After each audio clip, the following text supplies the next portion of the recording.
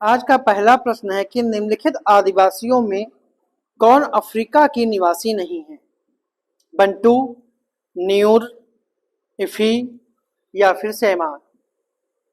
तो जो इसका सही जो आंसर है वो है डी ऑप्शन, सेमान। क्योंकि सेमान जो है वो मलय प्रायद्वीप का एक जातीय अल्पसंख्यक समूह है और जो मुख्य रूप से मलेशिया और थाईलैंड में पाए जाते हैं। बाकी बंटू, इफी और न्यूर जो हैं ये अफ्रीका महाद्वीप की जनजातियां हैं।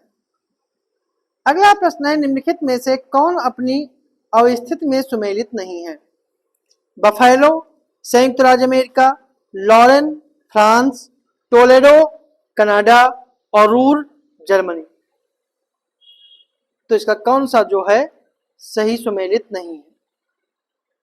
तो इसका सही जो आंसर है वो आपका है सी ऑप्शन, टोलेडो। टोलेडो जो है वो कनाडा का एक औद्योगिक क्षेत्र नहीं है, यह यूएसए का एक क्षेत्र है और बाकी जो है वो सही सुमेलित है।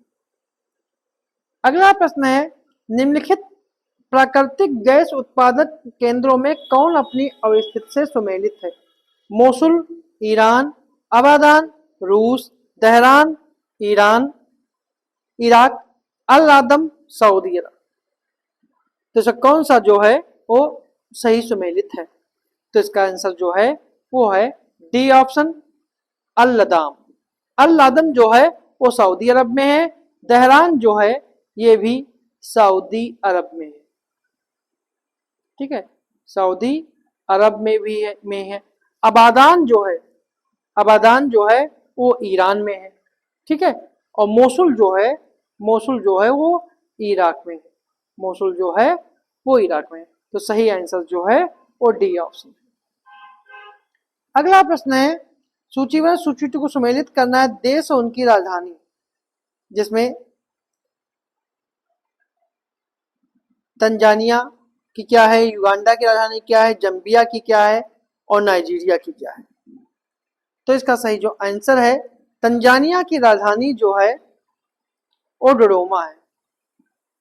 युगांडा की राजधानी जो है वो कंपाला है।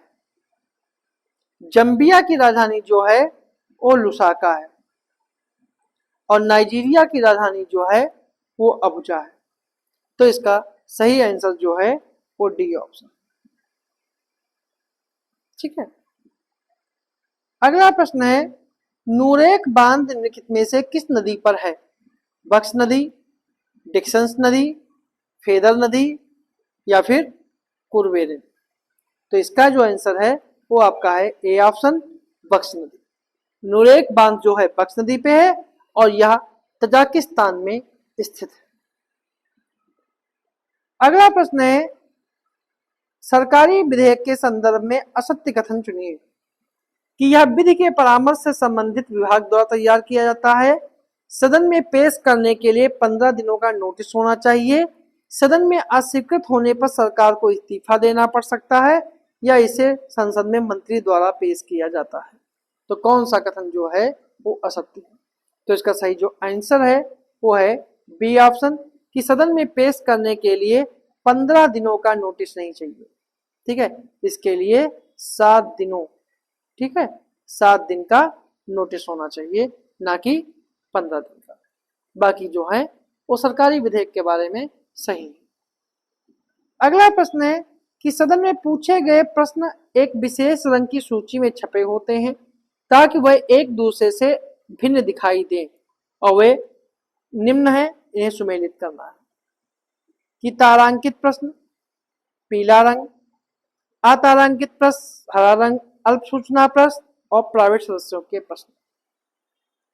तो इसका सही सुमेलन जो है वो होगा तारांकित प्रश्न जो हैं वो हरे रंग के होते हैं, अतारांकित प्रश्न जो हैं वो सफेद रंग के होते हैं, अल्प सूचना प्रश्न जो हैं वो हल्के गुलाबी होते हैं और प्राइवेट सदस्यों से प्रश्न जो हैं वो पीले रंग के होते हैं। तो इसका सही जो आंसर है वो डी ऑप्शन। अगला प्रश्न है निम्नलिखित में से कौन संसदीय व्यवस्था की विशेषता नहीं है? सामूहिक उत्तरदायित्व, दोहरी सदस्यता, निचले सदन का विघटन होना और शक्तियों का विभेद। तो कौन संसदीय इस व्यवस्था का हिस्सा या उसकी विशेषता नहीं है। तो इसका सही जो आंसर है वो आपका है डी ऑप्शन, शक्तियों का विभेद। शक्तियों का विभेद जो है वो राष्ट्रपति शासन की विशेषता है, ठीक है, ना कि संसदीय व्यवस्था की। अगला प्रश्न है, ये निम्नलिखित कथनों पर विचार करें कि पहला कथन है कि अनुच्छेद 358 स्वतः ही आपातकाल की घोषणा होने पर अनुच्छेद 19 के अंतर्गत के मूल अधिकारों को निलंबित कर देता है और अनुच्छेद 358 की घोषणा बाह्य एवं आंतरिक दोनों आपातकाल के दौरान की जाती है। तो कौन सा कथन सही है, केवल एक, केवल दो, दोनों या फिर दोनों नहीं। तो जो इसका सही जो आंसर है वो आपका है ए ऑप्शन, केवल एक। मतलब पहला कथन इसका जो है वो सही है, दूसरा कथन जो है वो गलत है, क्योंकि 358 जो है वो केवल बाह्य आक्रमण के समय ही लागू होता है, ना कि आंतरिक आपातकाल के आधार पर। अगला प्रश्न है, निम्नलिखित में से कौन आयोगों में कौन कार्मिक मंत्रालय के अंतर्गत नहीं आता है।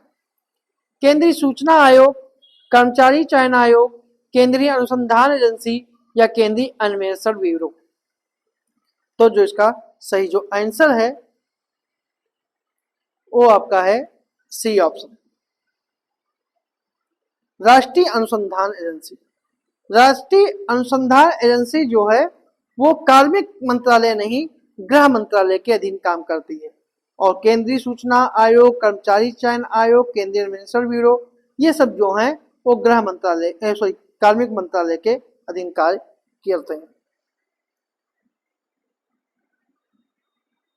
अगला प्रश्न है, सीबीआई के संदर्भ में कौन सा कथन असत्य है।